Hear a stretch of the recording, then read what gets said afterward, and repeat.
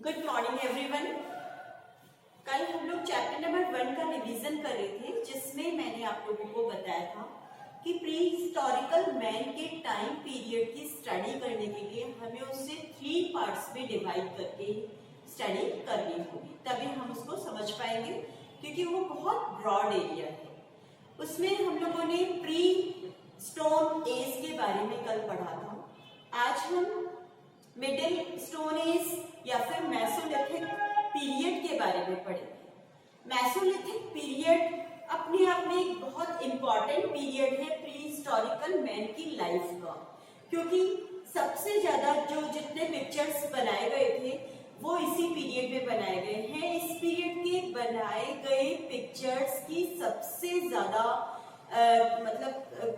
Quantity हमें मिली है, और पिक्चर्स जो बनाए गए हैं वो मोस्टली पिक्चर्स हंटिंग सीन्स बनाए गए हैं, जिसमें कि हंटिंग से रिलेटेड इक्विपमेंट्स के पिक्चर्स भी हमें इक्विपमेंट्स के मॉडल्स या स्टैच्यूज भी हमें देखने को मिले हैं, जिसमें कांटेदार भाले, नोकदार डंडे, तीर कमान, जानवरों के शिकार करते हुए यानी कि एनिमल्स की हंटिंग करते हुए दिखाया गया है। मोस्टली जितने भी पिक्चर्स है वो हंटिंग सीन्स हैं। इसमें आदि मानव जो थे यानी कि प्री हिस्टोरिकल मैन या अर्ली मैन, वो एनिमल्स की हंटिंग किन किन तरीकों से करता था वो हमें पेंटिंग्स में देखने को मिलता है, और उसकी जो पूरी लाइफ थी, होल डे था, वो मोस्टली इसी टाइम में वो अपना पूरा होल डे बिताता था। पिक्चर्स में पीछे की तरफ जब हंटिंग के सीन्स बनाए गए हैं तो उसमें हंटिंग करते हुए अर्ली मैन जिन एनिमल्स की हंटिंग करता था उन एनिमल्स के पिक्चर्स देखने को मिले हैं, जिसमें एलिफेंट, वाइल्ड बफेलो,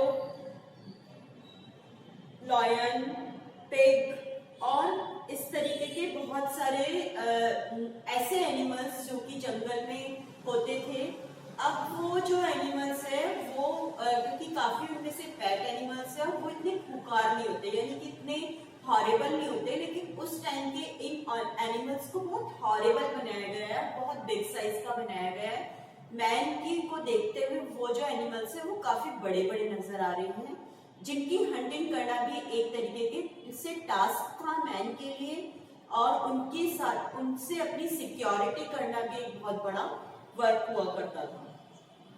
लेकिन इन सब चीजों को देखते हुए हमें पता चलता है कि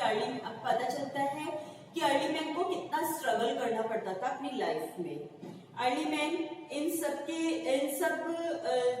के जो शिकार करते थे तो उससे रिलेटेड वो कुछ मैजिकल मेथड भी यूज लेते थे, जिससे कि उनका जो एनकरेजमेंट होता था, और वो सोचते थे कि अब हमने ऐसा कर दिया तो डेफिनेटली हमें इस काम में है जिससे हमारी लाइफ भी खतरे में है, तो उस काम में हमें क्या मिलेगी, सक्सेस मिलेगी। एनिमल्स को वो बहुत ज्यादा नियर बाय रहता था, तो बहुत सारे एनिमल्स ऐसे थे जिनसे उनकी दोस्ती भी हो जाती थी, और वो उनके साथ साथ बिल्कुल उनके साथ ही प्यार से रहता भी था। बहुत सारे एनिमल्स को और ह्यूमन बीइंग्स को एक साथ दिखाया गया है, एनिमल्स से दोस्ती करते समय, प्यार करते समय। ये नहीं कि केवल हंटिंग सीन्स ही बनाए गए थे। कुछ लोगों को सेलिब्रेट करते हुए भी दिखाया गया है, क्योंकि वो लोग दो तरीके से सेलिब्रेशंस करते थे। एक तो पूरे दिन की जो अपनी थकावट होती थी, टायर्डनेस होती थी, उसको दूर करने के लिए शाम के टाइम पे फायर को जलाकर और उसके चारों तरफ वो डांस करते थे, तो जिससे कि उनका एंटरटेनमेंट होता था और थकावट दूर हो जाती थी।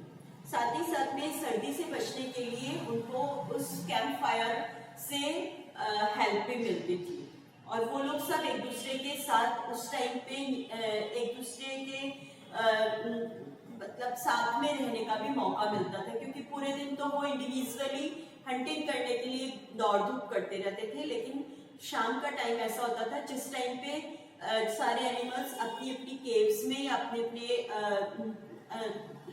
चले जाते थे, अपनी अपनी जगहों पर चले जाते थे, और जो मैन था वो भी अपने घर में आ जाता था, यानी कि अपनी केव में आ जाता था। और केव, किसी भी केव के बाहर या किसी भी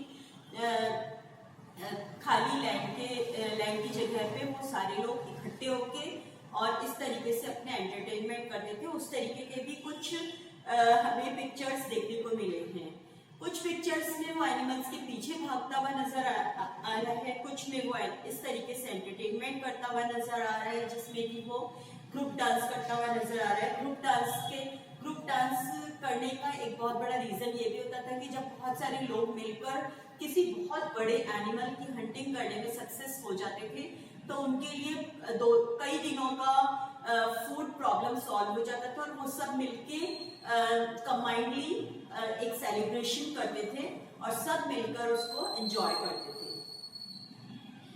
इस तरीके के पिक्चर्स में कुछ एक स्पेशल सीन्स भी देखने को मिले हैं, जिसमें मधुमक्खी का शहद जो होता है, हनी, वो कलेक्ट करते हुए, पेड़ों से कुछ फल तोड़ते हुए, और जो लेडीज थी वो कुछ अनाज को पीसते हुए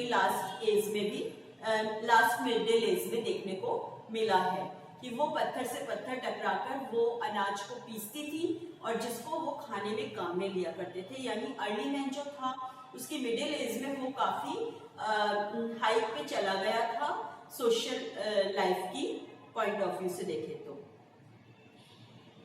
ये जो पिक्चर्स थे मोस्टली स्टोन्स पर बनाए जाते थे और स्टोन से ही कुरेद कर यानी डिपैक्ट कर करके बनाए जाते थे, जिसमें जो ह्यूमन बींग्स में मेल, फीमेल और किड्स को साथ साथ दिखाया गया है। ऐसा लगता है कि वो लोग उस समय भी फैमिली को मानते थे और फैमिली की तरीके से कुछ लोग इकट्ठे होकर रहा करते होंगे।